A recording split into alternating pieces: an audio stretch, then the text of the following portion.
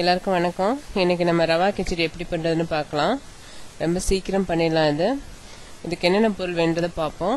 1 cup rava எடுத்திருக்கேன். 150 gram rava, அது rice rava, அது அரிசி ரவை. ஒரு பெரிய வெங்காயம் நறுக்கியிருக்கேன். ஒரு கேரட், இது 1 டீஸ்பூன் கடுகு, 1/2 டீஸ்பூன் உளுந்தம்பருப்பு, கொஞ்சம் கருவேப்பிலையும் ஒரு பச்சை மிளகாயும் எடுத்திருக்கேன். 1 கப் பீன்ஸ், இது பாதி தக்காளியை மட்டும் கட் பண்ணி வச்சுருக்கேன், ரொம்ப புளிப்பு வேண்டான்றதுக்காக. மஞ்சள் தூள் ஒரு 1/4 டீஸ்பூன், ஒரு பிஞ்சளவு எடுத்துக்கோங்க. இப்போ ஒரு பாத்திரத்தில் இந்த ரவையை போட்டு முதல்ல வறுத்துக்கலாம். அடுப்பு சிம்மில் தான் இருக்கணும், இல்லாட்டி ரவை ஈஸியாக கருகிரும். நல்லா கிண்டி விட்டுட்டே இருங்க. ஒரு 5 நிமிஷத்துக்குள்ளே வறுபட்ட வாசம் வந்துடும். லைட்டாக தான் கலர் சேஞ்சிங் தெரியும். அந்த சமயத்தில் நீங்கள் இறக்கிடலாம். இப்போ இதை ஒரு பவுலில் மாற்றி வச்சுக்கலாம்.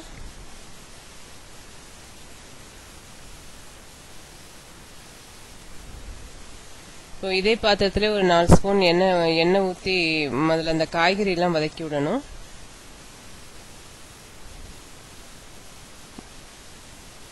கடுகு உளுந்தம்பருப்பு போட்டு தாளிச்சிடலாம். முதல்ல கடுகு உளுந்தம்பருப்பும் பொரிஞ்சு வந்ததுக்கப்புறம் வெங்காயம், பீன்ஸ் இதெல்லாம் போட்டு வதக்கலாம். கடைசியாக கேரட் போடுங்க. ஏன்னு சொன்னால் கேரட் சீக்கிரம் வதங்கிடும், சீக்கிரம் வெந்துடும். பீன்ஸும் வெங்காயமும் கொஞ்சம் நேரம் எடுக்கும். அதனால பீன்ஸையும் வெங்காயத்தையும் முதல்ல போட்டுடலாம். நல்லா வதங்கினதுக்கப்புறம் கடைசியாக கேரட் சேருங்க.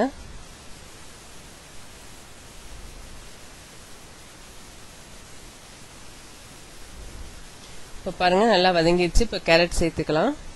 கேரட் தக்காளி ரெண்டையுமே சேர்த்துடலாம். கேரட் 2 கிண்டி விட்டுறீங்கன்னா அது உடனே வதங்கிரும். இப்போ தக்காளி சேர்த்துக்கிறேன்.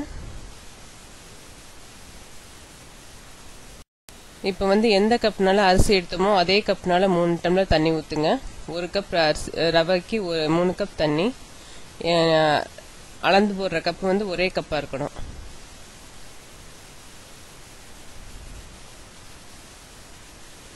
இப்போ அது நல்லா கொதிக்கட்டும். கொதிச்சதுக்கு இப்போ மஞ்சள் தூள் சேர்க்குறேன்.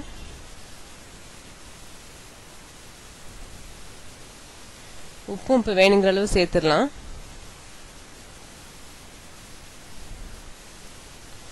இப்போ நல்லா கொதிக்குது. இப்போ கொதிக்கிற சமயத்தில் ரவையை போடணும். ரவையை மொத்தமாக கொட்டிடாதீங்க, அங்கங்கே பரவலாக போடுங்க. இப்படி கிண்டி விட்டுக்கிட்டே பரவலாக போடுங்க. மொத்தமாக கொட்டினீங்கன்னா கட்டிப்பட்டு போயிடும். கோதுமை அந்த மாதிரி போடலாம், அந்த அரிசி ரவை போட முடியாது.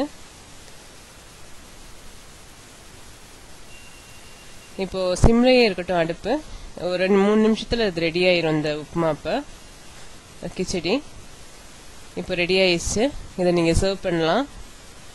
சட்னியோட சேர்த்து சர்வ் பண்ணால் நல்லாயிருக்கும். இதை நீங்கள் செஞ்சு பார்த்துட்டு எனக்கு உங்களோட கமெண்ட்ஸும் சொல்லுங்கள். தேங்க்யூ.